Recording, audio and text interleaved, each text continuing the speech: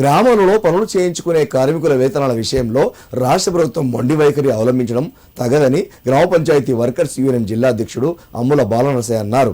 సిద్దిపేట జిల్లా కొండపాక మండలం వెలికట్ట గ్రామ పంచాయతీ వద్ద ఏర్పాటు చేసిన మీడియా సమావేశంలో ఆయన మాట్లాడారు.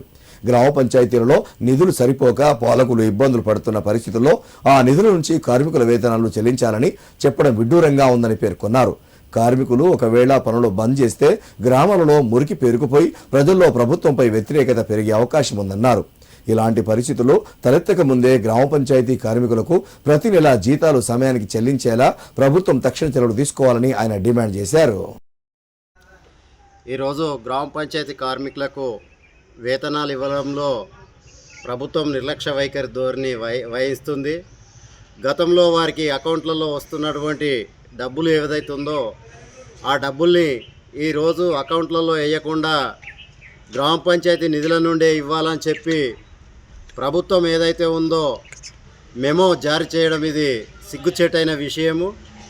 గ్రామ పంచాయతీకి నిధులు లేక పాలక వర్గాలు కొట్టుమిట్టాడుతున్న పరిస్థితుల్లో ఈరోజు గ్రామ పంచాయతీ నిధుల నుంచి వాళ్ళకి జీతాలు ఇవ్వాలంటే మళ్ళీ వెనకటికి పోయే కాలం ముందుకొస్తుందనేది ఈ సందర్భంగా మేము గుర్తించవలసి వస్తుంది. మీ ప్రభుత్వం కూడా గుర్తించాలి.